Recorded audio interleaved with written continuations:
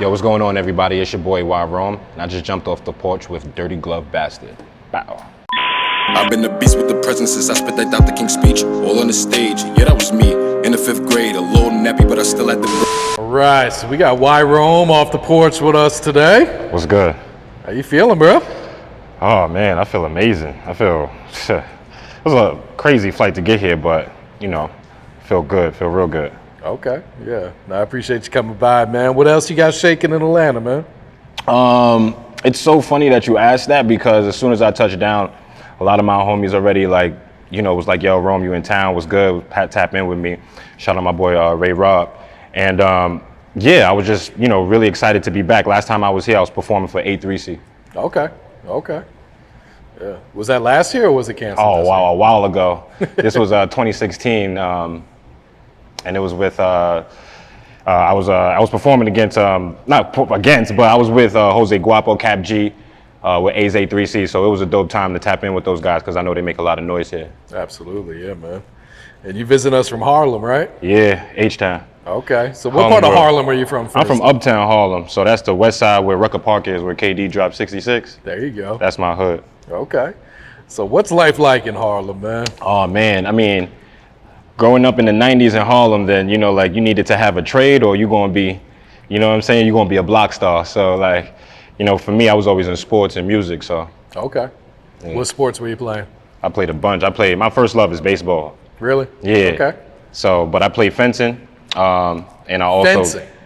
You want to tell people what fencing is in case they don't know what it is? Absolutely. Like fencing is sort of like with blades, and you got to hit the target on your opponent, and then that's how you get your points. So when I was younger, I thought it was Star Wars, so that's how I got into it.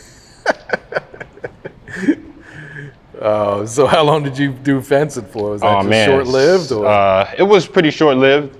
Did it a little middle school and a little bit throughout high school. So I was the #1 in my last year, and I'm part of the whole New York City. So I guess I was pretty good. Well, that's what's up. Yeah. So at what age would you say you jumped off the porch then? Oh man, I would say I jumped off the porch probably at fucking 15 years old, man. Off rip, just hopped up out that bitch. Feel me? Yeah.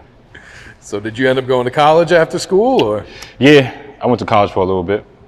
What college did you go to? I went to SUNY Canton, and then after that, I did a little bit of schooling at the school called SUNY Empire State, and that's kind of how I got all my business.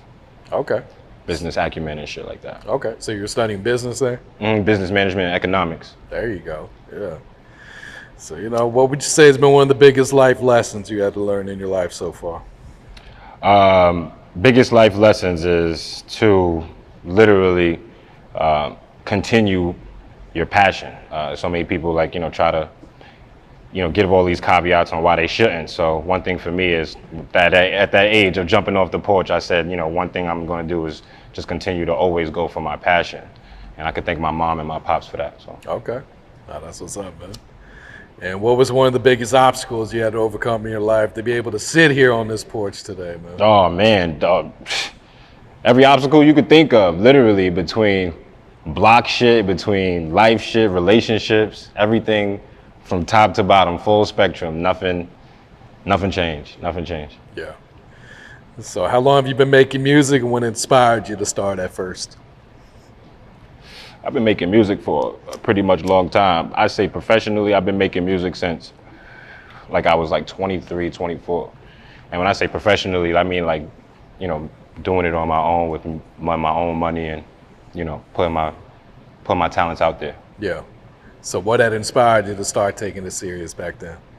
Oh man, I think that the group that I was with, shout out to Callow Beats and the Folk Boys, DJ Atlas and my homies,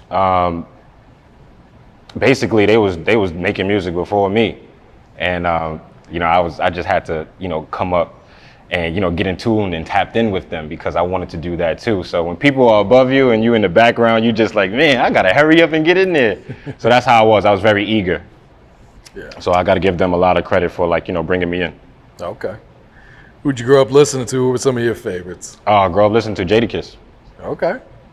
Yeah, Jadakiss, of course, Uncle Capo. Those are the people that's, I'm a Harlem nigga, so I'm a New York guy of rip. So, those are the people I took a lot of, took a lot of like, basically tidbits from, because they had witty bars, and I used to love wordplay. And Jones had a lot of emotion, so I love his emotion. So, Yeah. but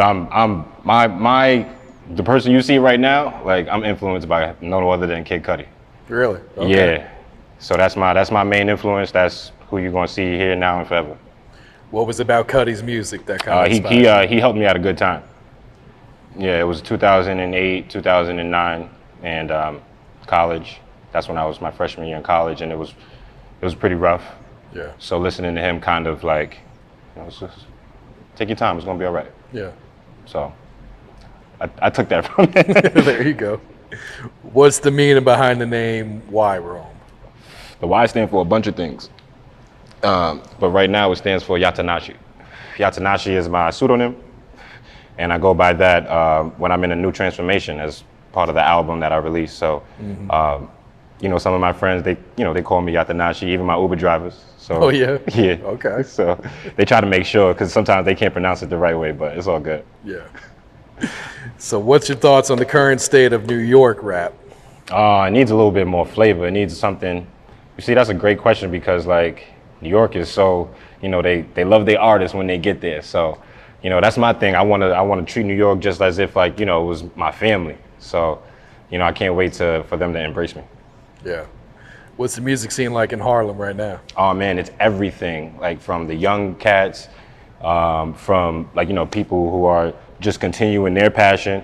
The Harlem music scene will always be invigorating and kind of always trying to put their sauce on things. And a lot of people, they respect us for trying to put the swag back. Oh yeah. And they always let us know that a lot of shit come from Harlem. So I appreciate the world for giving us our props.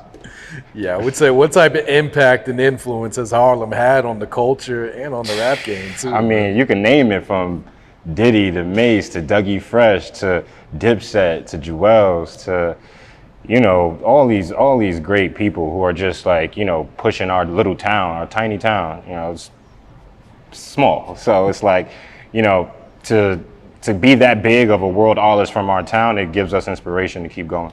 Yeah, I feel that, man. And would you say most of the artists out there in Harlem support each other, or is it more of a competition these days? It's a competition, and it's not a bad thing neither. It's more of who wants it. I dig that, man. What's your thoughts on the rap game and the music industry at the moment? Same thing for New York. Like, needs new flavor. Needs, people who are a lot of times. Like Pharrell has been saying, we live in an age of oversaturated music. So, some of the people who are really good, they get thrown to the wayside because they don't have a lot of faith in themselves. Yeah. So, I guess I'm here for them to continue, keep pushing them and let them know that. Yeah, so what do you think that you're bringing to the rap game that's missing right now? I'm saving the kids. I'm going to save every dreamer, every person who's just like, I don't know if my family likes this, or I don't know if my girlfriend like this, or my boyfriend like this. I don't care if you're black, white, orange, it doesn't even matter. Like, if you're a dreamer and you're passionate about something and, you want to put your environment around that. So I'm here to tell everybody that, you're looking literally at that. Yeah.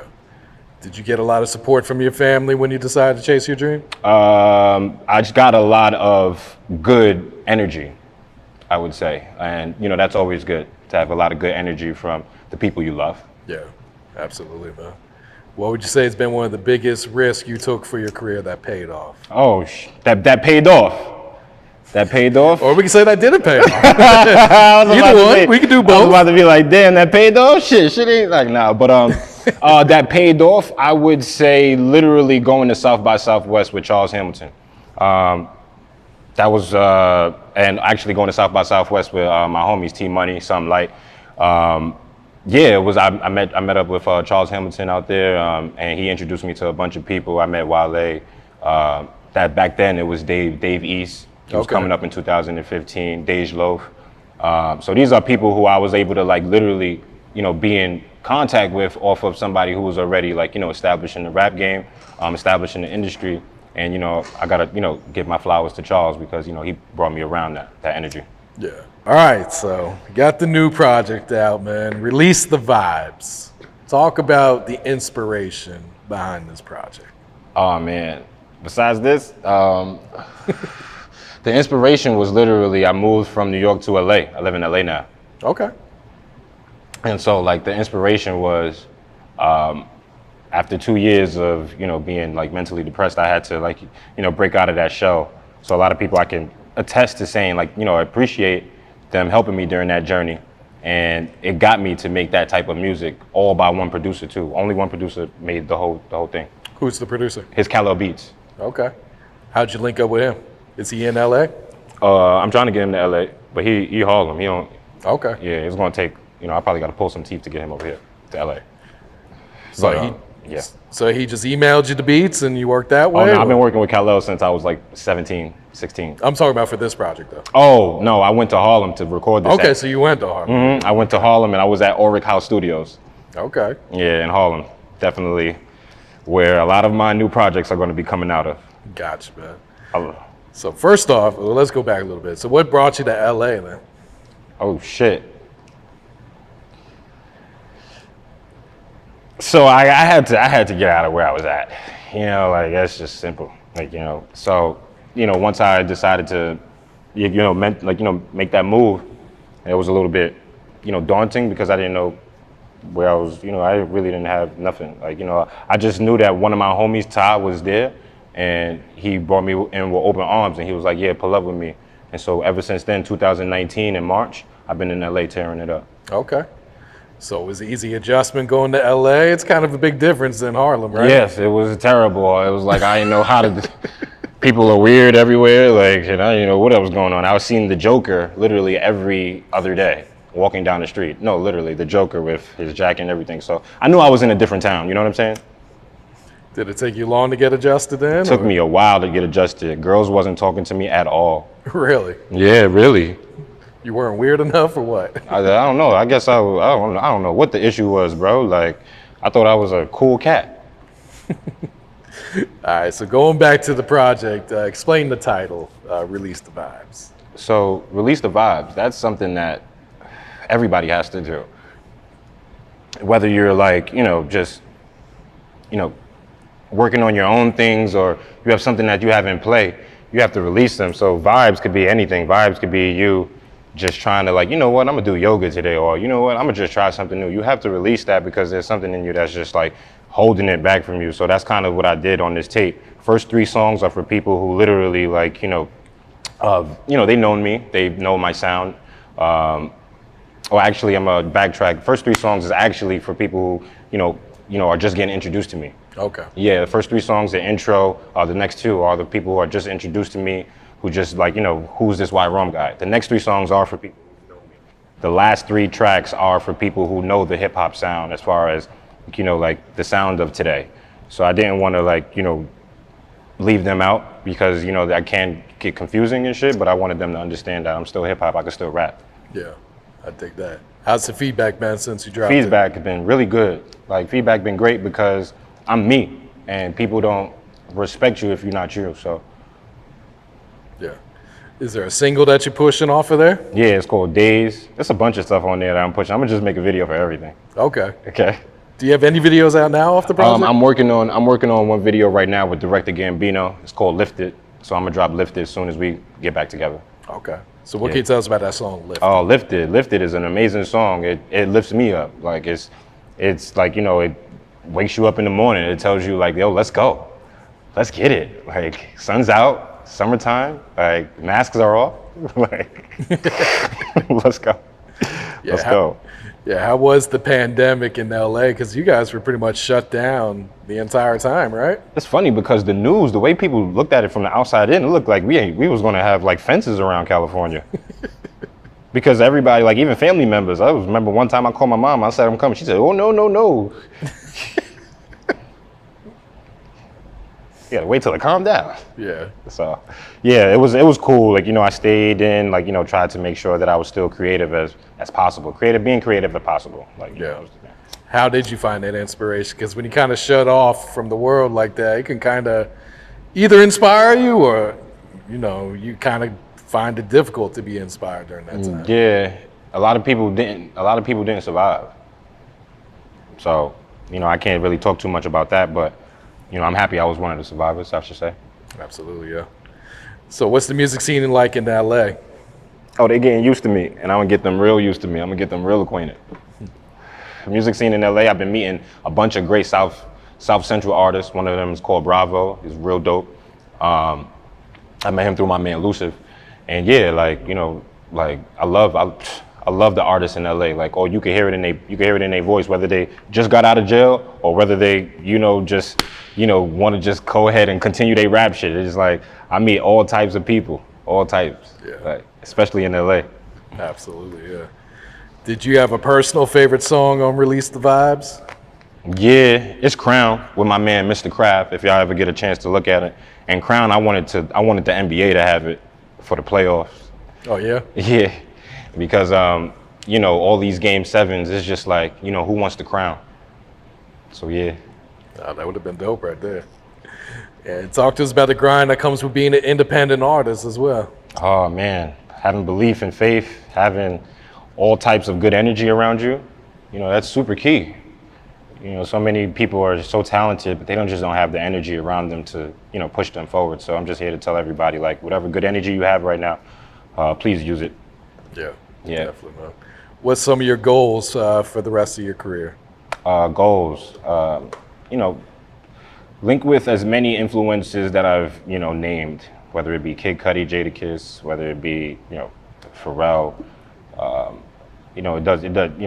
just link as many as the influences that you wrote down on your paper. Just work hard, work your ass off, like every day. What can you tell us about the merch that you have available at the moment? Man, like I just can't wait to pass me that over there. Like pass me the merch, yeah. So the merch, yeah. So once I get that in the thing in rotation, because like I said, I did business and management economics. So basically a lot of my newest pieces, I designed them, and yeah, like it's called May the Vibes Be With You type shit. Like a lot of times, like people don't understand how these vibes, like could really, you know what I'm saying? Like so that hand right there is kind of just allowing people to understand that like this is the force that you have is just you can't break it, you can't be broken. And basically that's how we're gonna do it. So these is available in sweatpants as well, and my shirts, and I have tracksuits for women. So I'm starting to get into the fashion shit. You know what I'm saying? So that's basically what I'm doing right now. Is there a website set up to get the merch, or they gotta DM you, or? Yeah, so YRome.com is the website, and it was funny because I get DMs like, oh, you got your own domain now. Oh, you fancy. You know what I mean? Like, it's just like, yeah, I'm an artist. Of course I have to have like, a name attached to it. So yeah, so it's IamYRome.com. You could get everything available. So as soon as I go on to like different, like, pop-up shops or get different ideas, you can find it on that website. Yeah. Okay, Yeah. cool. What else you working on? What else coming out for you for the rest of 2021? I think I'm gonna drop another album. I think I'm gonna drop another album fourth quarter, December. I think that I'm gonna continue to push, Release the Vibes. Hopefully I could get some good concerts going, get tapped in, and yeah, continue to work. Like it's a great time to be in. Yeah. Super great time to be in. Any last words you want to give to your fans? Any shout outs you like to give to your people? Yeah, man. Like I gotta shout out everybody who helped me along this fucking journey. Like shout out everybody when it comes to this. Shout out my man Dre Da Vinci, shout out Ross Splitsville, shout out everybody. Like, like Abba, shout out my mom, shout out my pops. Love you, ma. And just basically just continue to push, continue to find those kids that are just like, I just need an artist that understands me. I just need an artist that understands me. Same way Cudi did for me, I just want to do it for somebody else. It's like somebody who else is 17, 18, 19, 20 years old right now, who loves music, who loves being creative. It don't even have to be music. Mm-hmm. It just could be somebody who's just like, I gotta listen to this guy. Like he's gonna make me, just go after all types of my dreams, every type of goal I have. So, yeah. So shout out Splitsville, shout out everybody on that whole type of time. Harlem, I love you. I've been the beast with the presences. I spit that Dr. King speech all on the stage. Yeah, that was me in the 5th grade. A little nappy, but I still had the braids. Now I'll be rapping and rapping.